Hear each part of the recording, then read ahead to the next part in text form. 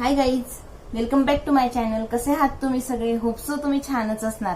तर आज ना मी खूप खुश आहे. म्हणजे त्याच्या मागे रिझन असं आहे की मला ना आज माझ्या बर्थडेचं गिफ्ट मिळालेलं आहे. डिंग डिंग डिंग. ते ना मला आता तुम्हाला पण दाखवायचं आहे, म्हणून मग मी हा व्लॉग आता स्टार्ट केला. तर म्हणजे सरप्राईज गिफ्ट म्हटलं जाईल का नाही, कारण की म्हणजे प्लॅन होतं की मला ना यावेळी बर्थडेला मोबाईल घेऊन देणार होते ते. पण कसं झालं, आता माझा बर्थडे लास्ट वीक मध्ये झाला आणि तेव्हा ना म्हणजे ते पण म्हणजे त्यांनी खूप लेट करून टाकला बाबा, खूपच.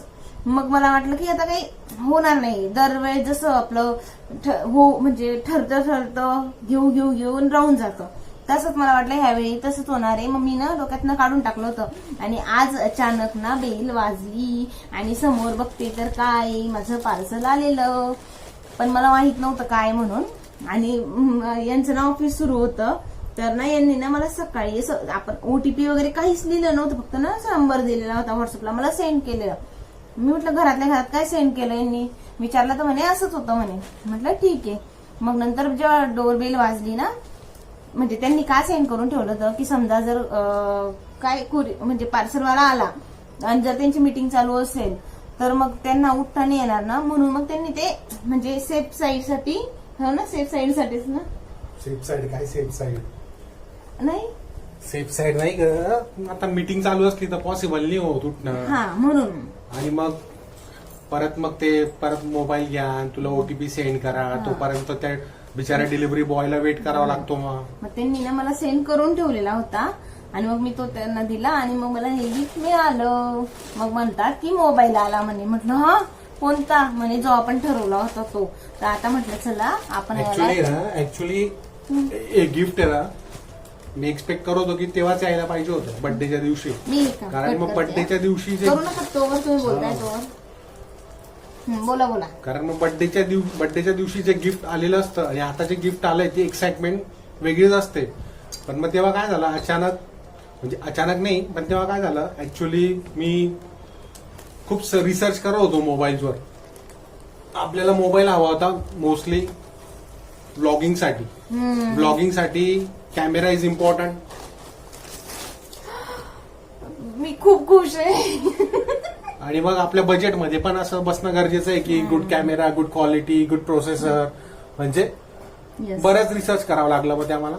मग याला विचार त्याला विचार की कोणता मोबाईल. हो, मी घाबरते बरं. शेवटी बघ तो आता सॅटर्डेला ऑर्डर केला होता, मग तो आज आला. आयफोन नाही बरं, नाही तर म्हणशील अजून आयफोन नाही आणला. मला असं, मी कधी म्हटली मला आयफोन हवाय, जे तुम्ही द्याल मला ते आवडतं. दाखवू बॅक उलट दिसतंय ते, फ्रंट साईड आहे ना. ठीक आहे, जाऊ द्या, नंतर दाखवेल. आता हे इथून कापतो का काय? ऑप्शन काही करायला पाहिजे होतं ना. मग मोबाईल हे इथून माझा मोबाईल तुला माहिती का, 2017 पासून मी तो मोबाईल वापरतोय. त्याची प्राइस होती 8,000. बघितलं आणि का? आतापर्यंत मी तोच मोबाईल युज करतोय. 2017 पासून 2017 पासून एकच मोबाईल अजूनही चालू आहे तो.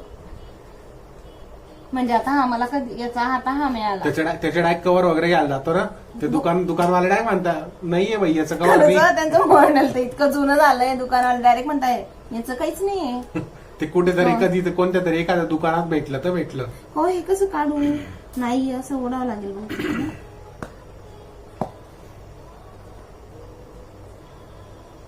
अरे बापरे, माझं नको ते खाते. हे पापा, तुला नवरा तुला खायला देत नाही, नकच खात बसते मग दिवसभर. स्वतःचे दाखवा म्हणा. आम्ही ते वीरला काय शिकवणार आहे काय माहिती, कारण की ना मला तर अशी घाण सवय लहानपणापासून असं सुरूच राहतं. बरं, मी त्यांना सुद्धा तशीच सवय. काही ऑफिसचं काही काम करत असले आणि जास्त असं विचार करताय की असे सुरू राहतात. एकदम छोटे छोटे नख आहे, म्हणजे माझे पण तसेच आहे. दादा कुठे नखांवर अजून एक इकडून असेल ते. हा हा हा,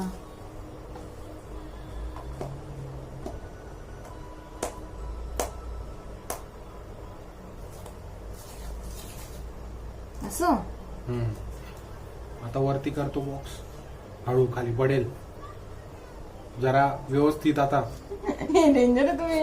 आता डब्बे मोबाईल नाही आपले ते हातामध्ये. नाही तर असे मोबाईल झालेले आहे की पडला actually- तरी पडू देतो आम्ही.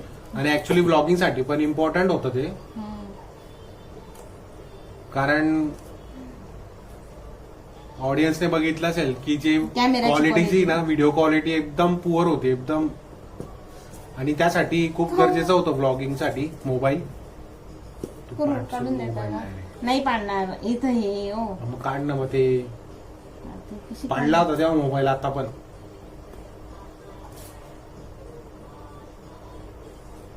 काय हे? एवढं 1 2 साडे माडे 3. आता हे काय काहीच नाही. ते सेफ्टी साठी ते बॉक्स मध्ये ओ केबल असेल, चार्जिंग केबल, अडॅप्टर.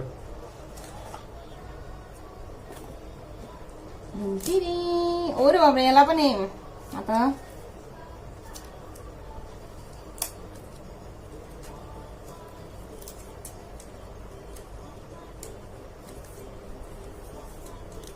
हो, किती डेंजर पॅक केले. फाडू का डायरेक्ट? हो, काढ ते रे, हळूहळू काढ.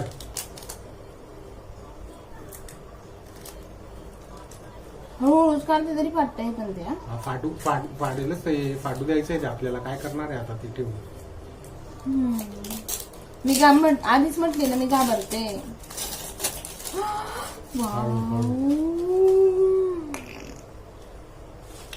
कलर बघा, कलर असं स्लिम आहे हो, छान आहे.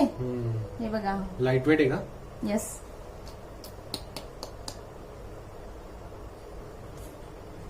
असं मागून का? दिसतंय. कलर बघा, खूप भारी आहे कलर. मस्त आहे कलर. एक नंबर. डुएल कॅमेरा आहे, फ्रंट रिअर. भारी आहे. त्याला अर्जंट आहे पण आता कव्हर, गोरिला ग्लास वगैरे कव्हर. थँक्यू. वेलकम. एवढी फॉर्मॅलिटी. वेलकम म्हणायची. थँक्यू, फॉर्मॅलिटीज आहे ना मग. मग आता तुमचा पण बर्थडे. आता माझा बर्थडे झाला, त्यांनी मला गिफ्ट दिलं. आता जून मध्ये त्यांचा बर्थडे, मे मध्ये परत आमची अॅनिव्हर्सरी लग्नाची. मग अॅनिव्हर्सरी घरीच. चालेल, चला बस मग आता.